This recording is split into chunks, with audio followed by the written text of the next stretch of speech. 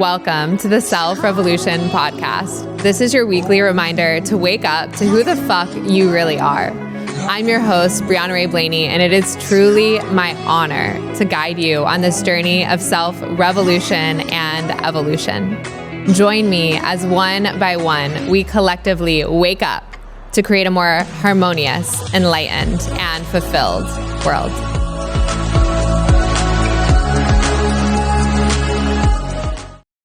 Welcome back to the Self Revolution podcast. I hope you're enjoying spring. It's getting close to summer. And so today we are going to talk about solo travel.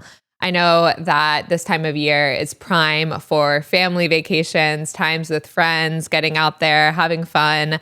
And I want to invite you to also use this time to check in with yourself and to potentially plan a solo trip. I went on my first solo trip when I was 24 years old. I had just quit a job in private equity. I was really burnt out, disconnected from myself, and this trip changed my life and encouraged me to continue making solo travel a part of every single year I've been on solo trips, and they have been some of the most potent portals for my own evolution. So today we're going to talk about some of the fears around solo travel, the benefits that I've seen, how it's changed my life, and ultimately I hope you walk away with a little bit of a bug to plan a solo trip for yourself. I know the thought of going on a trip by yourself may feel a little scary. It can feel confronting to spend a morning by yourself, spend an hour by yourself, and so thinking about taking an entire trip by yourself can feel rather confronting. But that is, in essence, kind of the point, right? Oftentimes we are so surrounded by stimulus in our environment, and we don't have the time to just disconnect and do what we innately want to do. Of course, there is a natural fear of just being safe while traveling. So I'll put that out there. It's really important, particularly as a woman, to make sure that you are going to places that you feel safe and secure and that you take the safety protocols that are necessary. But outside of that, it is just such an incredible place and way to reconnect with who you really are. You may be asking yourself, like, what am I going to do if I go on a solo trip? What's that going to look like? How do I spend my days? Or maybe feel embarrassed by having to go to a restaurant by yourself or going on a trip and an activity and being the only person, not having like a core partner to do things with. And all of those are essentially growth edges. I remember when I went on my first trip by myself and I had to sit in a restaurant by myself. It was one of those experiences in a foreign country. I was in Costa Rica at the time, where you are just there and you're alone and you're ordering whatever you want and you are sitting in a crowded restaurant by yourself. And so there's a different quality of that experience. And it's not that every trip, you want to take alone. There's something beautiful to be around community and friends and family and laughter. But there is a unique quality of confronting and really being okay being by yourself and sitting in that uncomfortability in a crowded restaurant by yourself and having to really be at home within yourself, to let go of maybe judgments that you may be perceiving from others, right? The thoughts may be going in your mind of, do they not think I have any friends, or that I don't belong, or that I'm weird? And really allowing yourself to sit with that, because really that's your own internal narrative, and everyone out there is really living their own lives and they're not too focused on what you are doing. So that's just one small experience of simply like going to a restaurant by yourself while you're traveling that can start to transform and help you realize the internal narratives that you may be playing and how those may be impacting other facets of your life. In general, I find that solo travel really exposes these parts of yourself that you may be hiding or you may be in fear of, right? There's so much fear that can come up when you do decide to take a trip by yourself, and every single moment of that fear is an opportunity to use that moment for transformation, whether it's sitting alone at the restaurant or having to choose what activities to do.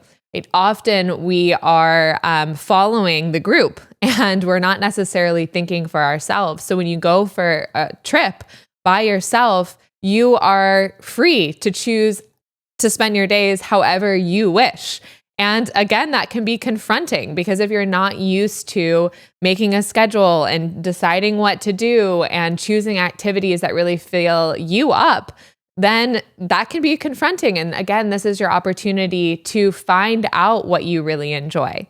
When I went to Costa Rica, I was there and I chose to do this at a yoga studio, but there wasn't a lot of actual programming, right? We weren't in a specific group of people. It was just that I was going to this yoga studio, but I had a lot of freedom. So I would go to yoga classes in the morning and the afternoon, but the rest of my days were pretty free. And I had to choose how I was going to spend my time. And we'll talk about this in just a moment, but I really encouraged myself not to be on my phone or any technology. I took pictures and had some experience with technology that way, but I really resisted interacting so much with the outside world. And that forced me to go inward and also really explore other things that I enjoyed. I started writing more and reading, going to the beach, just walking in nature, walking on the sand, enjoying the simplicity of life and tuning out and being with the uncomfortability of disconnecting myself from the constant noise. All right, so you might be asking, well, why the hell would I do this? Why would I go on a trip by myself? I want to go party with my friends. I want to go spend time with my family. These are some of the most precious moments. And so why would I do it by myself? And I certainly, like I said, there's benefits to doing that, but I think this is an and, not an or. And from my personal perspective, the opportunity to travel by yourself really unlocks so many facets of yourself. When you take yourself out of your everyday environment, right, out of your home or out of your city, and put yourself in a new environment where you don't know anyone, you may not know the area, it brings up a lot of emotions and feelings, or it can. And it also expands your mindset to a vast array of opportunities, right? You get to explore a new city, a new town, a new place all by yourself. And you get to choose to do whatever you want, whenever you want.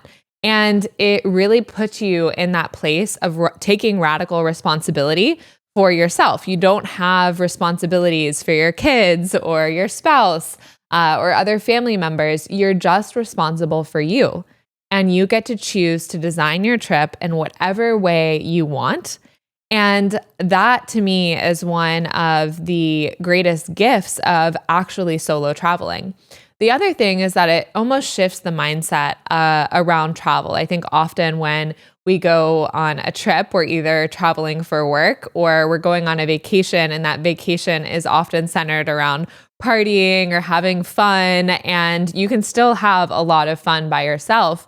But I think that there's this extra quality, particularly on the trips that I've been around having an intention behind it, or really going on this trip for a purpose. And often my purpose around solo travel has been to cultivate either a deeper connection with myself or to cultivate something that I am desiring to create in my life. I try and take mini solo trips throughout the year to help me check in with myself and say, hey, I'm going on the direction that I want to be going, or hey, maybe I'm kind of missing the mark, or I'm starting to be pulled in directions because it's what other people think I should be doing, and it's not in tune with what I actually desire to do.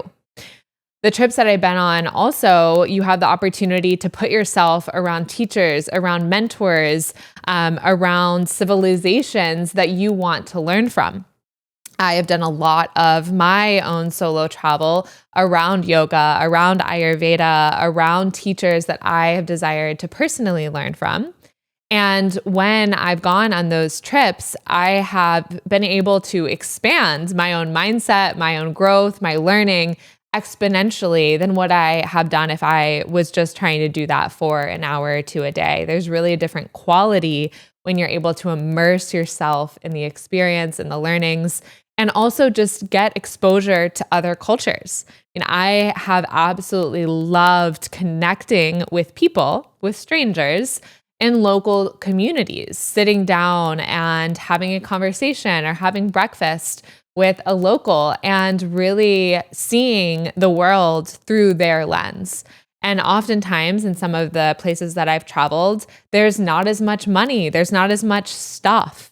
And so the quality of those conversations, the quality of their lived experience is different. There's a different texture to it. There's a different sense of gratitude, of appreciation, and maybe spirituality. And again, that has helped me come into a deeper relationship with myself, help me see myself as part of this collective sphere, and helped open my eyes to the impact that I can have not only in my local communities, but the world at large. Traveling by yourself really unlocks a growth edge, right? You are forced to be confronted with things that might feel uncomfortable and move through them on your own, and really tune into the fact that you are your own best guide and that you know what is best for you. It also helps you unlock different parts of yourself. It's helped me see new parts of myself, help me realize that I love different types of cuisine and food, but also different activities, whether it's surfing or art or music. There's so many different ways and hobbies that you can touch and explore while you're traveling. It helps you figure out what you like, what you don't like, and it really empowers you to take full ownership of your schedule and the choices that you make. You get to structure your days and however you desire. And ultimately, it helps you see who you are when no one else is watching. And this might be the biggest lesson of them all, because when you're traveling by yourself, there is no one else that is watching you. You can do whatever you want, whenever you want. There's no one taking photos of you from your family. There's no one checking where you are. And this is a huge illuminator because you get to choose. And when you have an objective mindset, you're able to almost witness what you're doing. You're able to evaluate and see for yourself if your habits, if your behaviors are in line with the person who you really want to be. So if you are inspired or desire to take a solo trip, where do you start? The first thing in my mind is you've got to pick a location. Where do you want to go? It can be somewhere close to your home. It doesn't have to be far. Or it can be in a completely new country that maybe you've never been before. And so pick that place and then decide how you want to travel. I know often a lot of solo travel is happening in groups. So actually like people who don't know each other will semi-travel together. And there's a number of organizations that support that. Or I think a very popular method has been going to different yoga teacher trainings or things of that nature where there is some sort of structure. And those can be beautiful options. However, most of the solo travel that I have done has been much more structured on my own. So I've chosen to go to places and either rent an Airbnb or stay in a hotel. And oftentimes it is located near a yoga studio or near some sort of teacher, Ayurveda, something that I know that I want to see or a person that I want to learn from.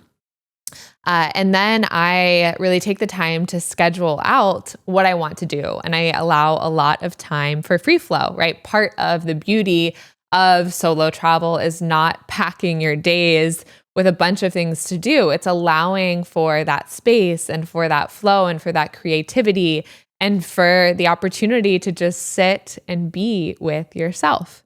Nature has always been a huge part of my travel solo experience as well, wanting to go to places that I can sit and be and commune with nature. And that really learn from nature as the great teacher and be in different parts of the earth that have different energies associated with them and be able to sit and feel and learn and connect.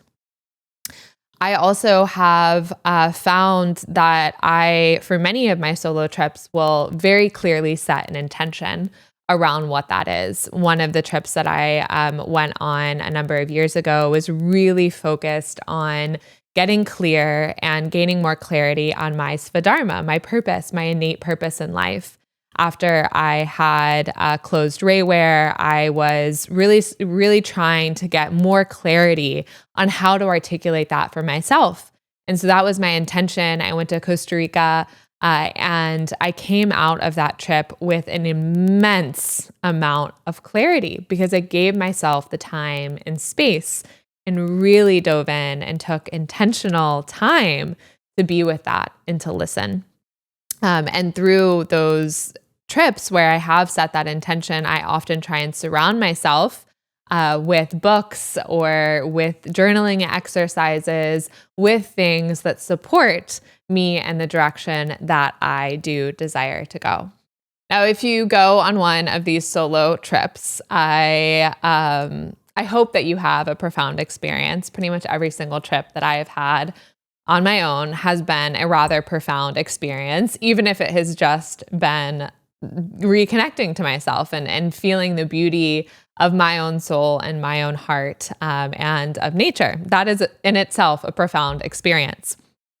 Yet the challenge comes when we come back to the real world in the day-to-day. So integration is such an important part of taking solo trips and of being able to glean maybe habits or routines or structure that feels really good. Then the challenge comes when you come back to your everyday life and you have to determine how you're going to integrate that. And so I highly encourage you to not let it just be a one-time thing, but to make solo travel a part of your yearly experience, to put that on the calendar, to schedule it for yourself, and then to also make whatever insights come up from solo travel a part of your day to day. Maybe it's something you can incorporate in your daily routine in the morning, and you're able to bring a little piece, a little slice of that wisdom, of that profoundness, of that connection into your day to day to stay connected with